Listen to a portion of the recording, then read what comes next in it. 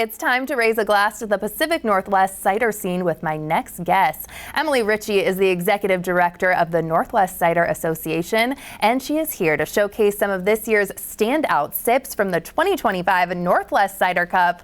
Hi, Emily. Hi, thank you for having me. Absolutely, and we have to get out of the way that your shirt is so on brand. I love it. Thank you, I dressed for the part. So first of all, tell me about the Northwest Cider Cup and why it's such a standout event. Yeah, so I run the Northwest Cider Association, and it's a nonprofit that really connects cider drinkers and the cider makers across the greater Pacific Northwest. And we put on several events throughout the year. We have a website, nwcider.com, where we have a lot of videos on how you pair cider with food. Ooh. Or how you go find the cideries. We have a whole map and the routes. And one of the biggest events that we put on is this competition. It's called the Northwest Cider Cup. And the idea is that if we're all kind of friendly competing, then the consumer is the one who will win.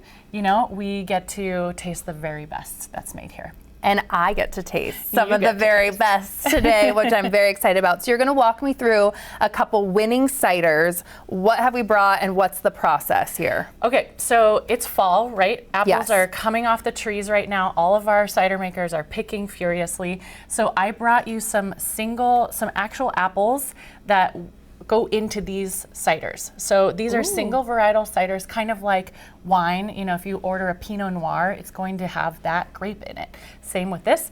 So this is an Ashmead's kernel apple. Oh. So it's an heirloom variety that is really beautiful for cooking with or eating and making cider. So delicious. You can try that. And Okay. It's got this russeted outside, kind of how you know it's an heirloom. Mmm. Oh my gosh, that's fantastic. So this is all in the first cider. So yeah, so the cider I brought for you, it's made with only Ashmead's kernel apples, and Bauman Cider makes it. They're out of Jervis, Oregon, which is kind of near Salem. This is beautiful, refreshing, light, very crisp and dry. And you really understand that it's directly connected to this apple. I've always wondered with cider tasting too, am I supposed to smell it? Is there like a way to go swirl it like Pinkies wine? up. Yeah, or just take a swig. Yes, you can do all that, or it's very casual Perfect. also. So you can just say, do I like this? Is it my kind of thing? This is my kind of thing. This is so good.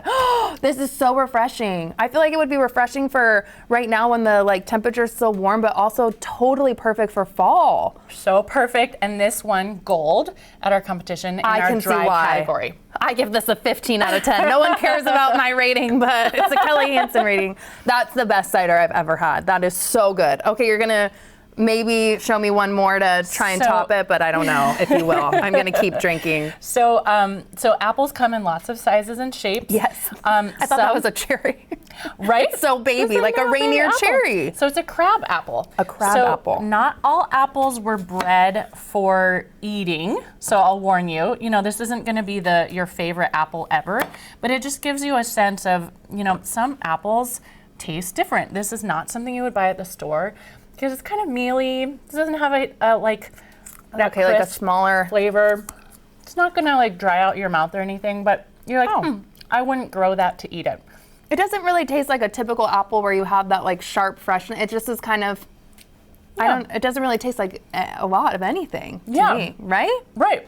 So it's very mild, very mild. We love genetics, right? We want diversity. And in fact, it makes a really beautiful cider. Ooh, so what are some notes in here that I'm gonna be tasting? So this is Puget Sound Cider Company. They're in Renton, so they're very local. Yeah, they are. And they have a booth at the Pike Place Market, so you can go and taste everything they make there. It's just a husband-wife team, so you're gonna meet either the husband or the wife.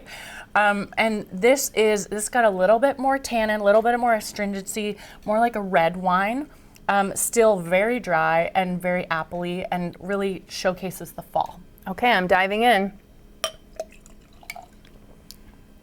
Ooh, this is very light.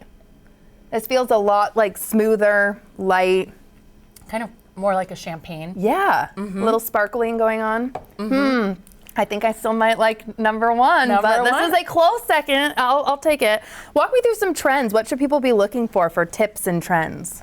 Yeah, so what we're seeing these days is people are really paying attention to the apples in their cider, right? We're seeing varieties we maybe haven't heard of, like Ashmead's Kernel, or you're seeing a can of cider that has a Cosmic Crisp or something that you would see at the grocery store. So we're seeing more and more comparison to the actual fruit that's going into it.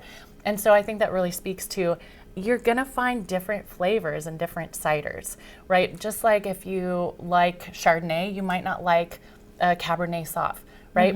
The apple is going to change the flavor. Yeah, are you seeing also some like non-alcoholic trends coming through or low like alcohol content? What can you tell me about that? Yeah, so I also brought, we're not going to taste it today, but the cockerel cider, that they're down in Puyallup. Oh. This is only 4% ABV, and we see, and that was a gold medal winner in the Cider Cup. Gold, wow. We see a lot of folks making a lower ABV. Cider already has half the alcohol of wine.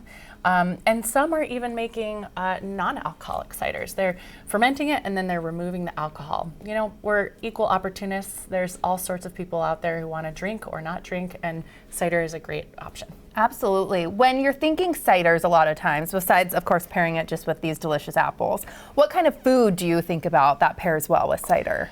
Well, my favorite and the easiest is cheese. Oh, yes. The fattiness really goes well with the acid in the cider, and they're just a match made in heaven. So that's an easy one, and you really can't go wrong with any type of cheese. Oh, wow, sold. Okay, I'm gonna keep drinking over here. Where can everyone find all of these? That's very important.